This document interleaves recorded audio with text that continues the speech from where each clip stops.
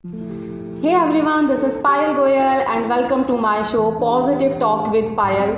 दूसरा episode with one more inspiration, and for this I have Miss Supriya Chitri with me. Hello ma'am, welcome to the show. Hello, thank you so much, Payal. Thank you for having me on the show. It's all my pleasure ma'am. And let me introduce ma'am to you. She is a retired squadron leader from Indian Air Force, and there she was commissioned in the education branch. She is also a postgraduate in clinical psychology and has done business management from IIM Indore. She has also been a NCC Cadet 3 Maharashtra Air Wing, founder of Udan Foundation Nasik, and under the umbrella of Udan Foundation, she has come up with this innovative idea of homeschooling with zero screen time. And that there she has started a preschool in the name of Little Wings. Wow ma'am, so amazing, you have achieved so much. It's Thank you so really much. my pleasure to have you here. Thank you. So if you just let us know about your journey from psychology to business management, then to education, entrepreneur, what made you switch all these things? And No, so actually, I have not switched a lot of things. It is, along the way, things just came, opportunities just came, and I grabbed them. I always wanted to become a pilot in the Air Force right from my fourth standard. So I always wanted to join the Air Force. I got selected also. I cleared my written exam. I cleared the SSB interview. And when I went for my medicals, I got rejected on the base of my seating height. So my height is 1.5 centimeters less for what is required for actual flying. So that was a very sad period. that अरे pilot नहीं बन पाए वाला period था. And after that, I did my post graduation in psychology because I wanted to go to the Air Force only. But then after flying, maybe education was something which I would have loved to do. That was my second option. So I did my PG in clinical psychology from SP College Pune. And then again, I gave my exam, I cleared it, and I joined as an education officer. So that was the journey of joining Air Force. As far as IIM is concerned, when I joined the Air Force, that time it was only a short service commission for women officers. We didn't have a permanent commission. So I knew I was supposed to leave after 10 years, right? So once you're a short service commission officer, they give you a chance to do your degrees or a qualification which will help you in settling again when you retire. So that is how I landed up in IIM Indore. It was a pre-release course that I did, and after that I retired after 10 years. So that is why it is psychology and business management and things like that. So after my retirement, I worked as a commandant for some time in Posta Military School Girls, and after that Udan Foundation started with all the activities and initiatives.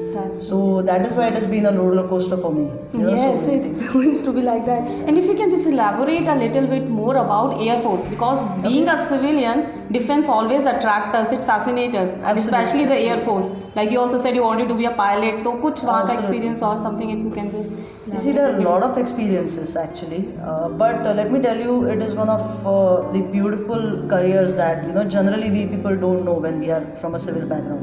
Because I am from a complete civil background. My father is a businessman, and none of my family members have ever been even close to the defense services. So somehow I am the odd woman out, you can say. So there have been a lot of beautiful experiences, a lot of personality change that I went through after I could undergo the training, which is supposed to be pretty tough. It is not a normal training where you go and sit in the class and get trained. Exactly. There's a lot of physical activity involved in it, a lot of mental makeup which needs to be changed. So I think when you ask me more questions, a lot of things will, Yes. Yeah, my next question will be like as you said that no one is from this defense background. You are civilian. So was there any resilience from your family side कि क्यों जा रही हो लड़की हो के ऐसा क्यों सोच रही हो सपना है Actually, बिल्कुल भी नहीं पाए. बिल्कुल भी नहीं. Because my father was very much excited when I used to tell him that I want to become a pilot. And somewhere सबके दिमाग में एक ड्रीम होता है. एक when you are in that teenage वाला time, तो सबको ऐसा लगता है फौज ज्वाइन करनी चाहिए. हर एक के दिमाग में कहीं ना कहीं होता है. So my father had that same dream, but obviously because it was their generation was different, और तब उनके पेरेंट्स ने उनको इतना ज़्यादा सपोर्ट नहीं किया कि अरे नहीं लड़के को फौज में भेजेंगे पता नहीं कब वापस आएगा क्या होगा types. So he was very supportive. My mother was very supportive, and I think without their support वो possible भी नहीं था. तो वैसे कोई रेजिलेंस घर की साइड से तो कभी आया नहीं। दैट्स ग्रेट, क्योंकि उस टाइम पे भी मतलब अगर मैं सोचूं शायद मैंने बोला होता तो पता नहीं एग्री होते कि नहीं होते। I know, I totally understand. हाँ। In fact, अभी भी it is very difficult Yes. for girls to convince हाँ. their parents, and that is why this entire idea of Udan Foundation started. Okay, so my next question is this only: what exactly is Udan Foundation? Okay, so उड़ान का basic purpose यही है कि लड़कियों को defence में जाने के लिए मोटिवेट करे, ट्रेन करे और गाइड करे। So we have different initiatives under our banner. एक तो हमारे पास रेसिडेंशियल कैंप्स होते हैं जहाँ पे लड़कियाँ आती हैं, रहती हैं। वो सारा जो भी डिफेंस से रिलेटेड जो भी लाइफस्टाइल है वो सब हम उनको कैंप में एक्सपीरियंस करने देते हैं। You know what happens is, काफ़ी बार हम मूवीज़ में देखते हैं कि डिफेंस के फौजी ऐसे होते हैं, बंदूक लेके जाते हैं, एंड दे ऑल स्टाइल और गॉगल वॉगल पहनते हैं। उसके बियॉन्ड एक डिफेंस का लाइफस्टाइल है जो समझना बहुत ज़रूरी है कि आपको वहाँ पे जाके everything is not going to be easy, you have to go through lot of hard work as well. So वो हम लड़कियों को दिखाने की कोशिश करते हैं through different initiatives. So one is our residential camp, second is हमारे पास हर संडे को एक प्रोग्राम है जहाँ पे 2 घंटे के लिए girls come to us, we take different classes, different ground training for them to exactly prepare them for the exams that defence forces offer. तो काफ़ी लोगों को लगता है कि ग्रेजुएशन होने के बाद तैयारी शुरू करते हैं, which is very very late. मुझे लगता है right from your 8th standard, if you really want to join defence, आपको 8th स्टैंडर्ड से तैयारी शुरू करनी चाहिए।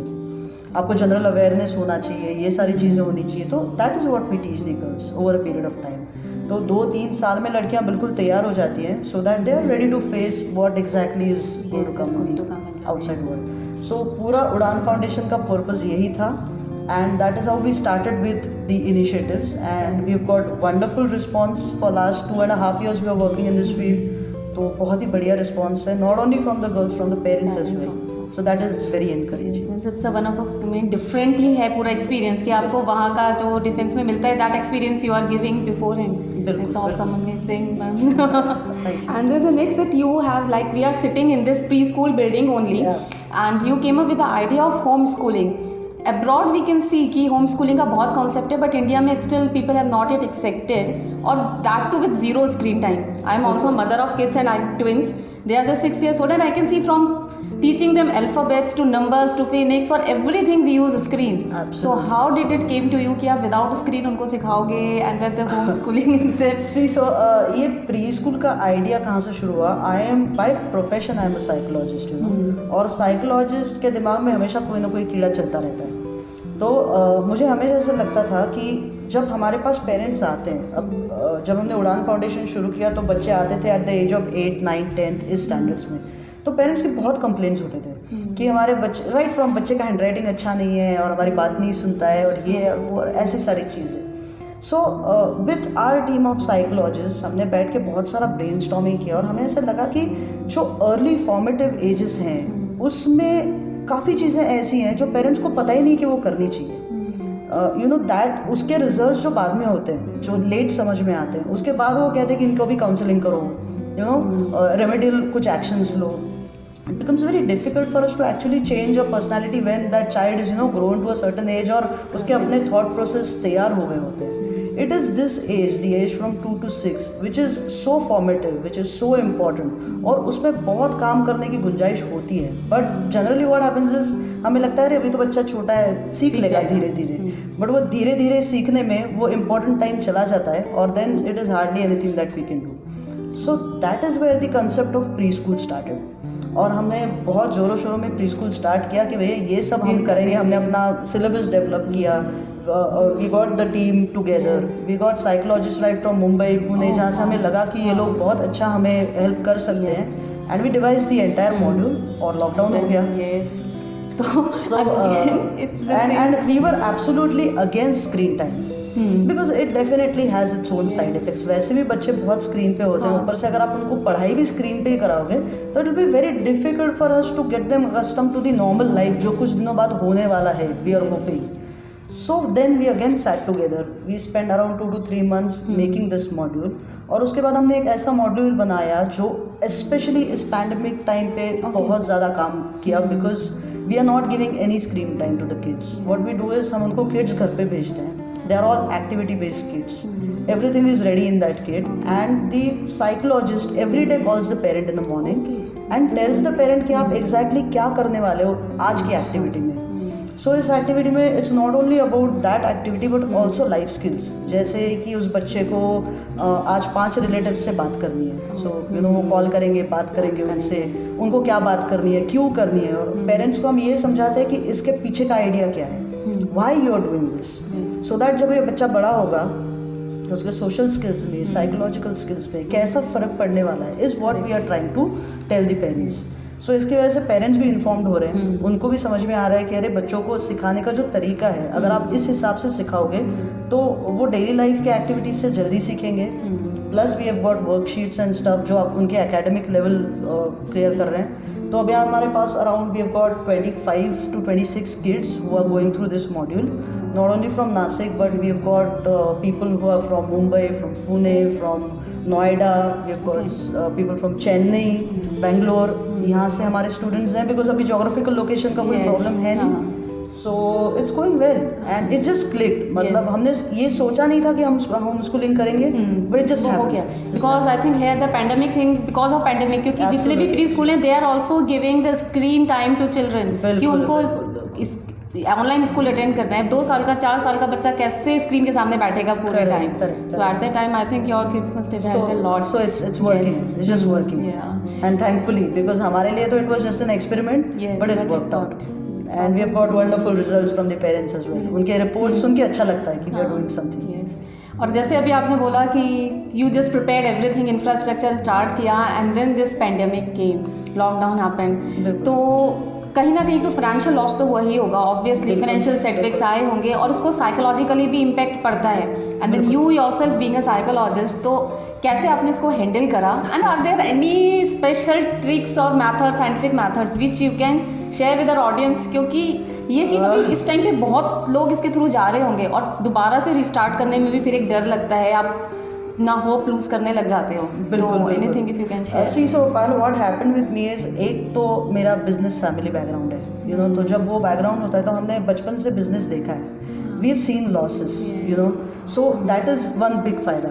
दूसरा सबसे बड़ा फ़ायदा है कि I was trained in the air force और वहाँ पे तो लॉसेस बहुत एक्सट्रीम होते हैं. हमें ये सिखाया जाता है कि you have to learn to let go. ठीक है, जब ऐसे भी कई इंसिडेंसेस आए हैं जब you know we lost very close friends जो बिल्कुल हम ब्रेकफास्ट साथ में कर रहे हैं और दोपहर को जब तक वापस आए तब तक we have lost that person. So जब आप ऐसी एक्सट्रीम चीज़ें देखते हो ना तो अपने आप ही एक यू नो क्या कहते हैं, एक ठहराव आ जाता है. पता चलता है कि this has to pass, it is not going to be like this. Obviously there have been losses but I think within next 2-3 years we will be able to cover it up. So इतना ज़्यादा उसका धक्का शायद नहीं लगा because of the kind of training and the kind of environment that you come in, and thankfully I've got a wonderful team. Last 1 year the team is they've stuck with me. हमारे पास काम है नहीं है, irrespective of anything, whether we are able to pay them, we are not able to pay them, they've just stuck with us. And you know that is the beauty of my organisation. I feel कि बंदे छोड़ के जाते नहीं हैं, बंदे यहीं पे रहते हैं कुछ भी हो जाए. सो आई थिंक इतना ज़्यादा प्रॉब्लम नहीं हुआ. We are fighting with the whole thing together, so ऐसा कोई इशू नहीं हुआ. तो it's just like that you had that kind of a mindset कि ये सब चीज़ें लाइफ में आती रहती हैं, अप्स एंड डाउन्स, तो these are the part of the life and then the beautiful person you are surrounded with. Absolutely. And I think for that you have that aura that people are going to stick to that. People like you are getting connected. और क्या चाहिए? Thank you so much for that. It's a wonderful. And like you have such a vast experience, though here also I learned these two things, that you have to be surrounded with, if you are surrounded with the beautiful people, then you just pass through it, and positive mindset. Along with that, if you want to share 3 key learnings of your life which help the people keep going or motivated, क्योंकि मेरे जो show का theme भी ऐसा है, in the end we just go away with the 3 takeaways or the 3 learning. Okay. So if you share those 3 learnings for my audience. See, so ये मुझे फौज ने बताया है कि determination, dedication and discipline are the 3 things. अगर आप इसको अपने लाइफ में रखेंगे तो आपकी पर्सनल लाइफ, प्रोफेशनल लाइफ, हर चीज़ में थिंग्स विल बी सॉर्टेड. पर तीनों में से एक भी अगर पिलर इधर उधर हो गया, you have to be determined, you have to be dedicated to your cause, कि जो भी कॉज आप काम कर रहे हो, जैसे अभी आप व्लॉग कर रहे हो तो every day you are meeting people, you are going to so many people, you are contacting them. I am thoroughly impressed with the work that you are doing. So ये डेडिकेशन अगर आपके day to day life में है तो I think nothing can stop. So ये 3 की चीज़ें हैं. अभी तक तो I have learn this much, और मुझे बहुत सीखना बाकी है लाइफ में. बट आई थिंक सब कुछ इसमें कवर हो जाता है. For everything you start, you do, you come across the negative position. For really great insight. बहुत अच्छा लगा, हमें काफ़ी सारे पॉजिटिव इनपुट मिले. आई होप आप सबको भी अच्छा लगा होगा. और इससे पहले कि मैं फिर कुछ भूल जाऊं जो मैं हमेशा भूल जाती हूँ, नीचे डिस्क्रिप्शन बॉक्स में I have given the link of the school website where you can go and look at those worksheets which ma'am has just told us, and you can go and I'm pretty sure definitely you are going to like them. आप उनको देखो, order करो, और आप वापस दोबारा से आओगे, कमेंट करोगे कि वो बहुत अच्छी वर्कशीट्स थी.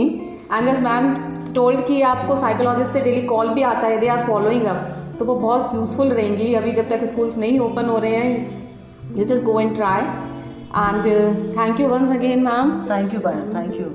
और अगर आपके पास भी कोई ऐसा पर्सन है जो इंस्पायर कर सकता है तो वो भी मुझे बताओ, आपकी स्टोरी है.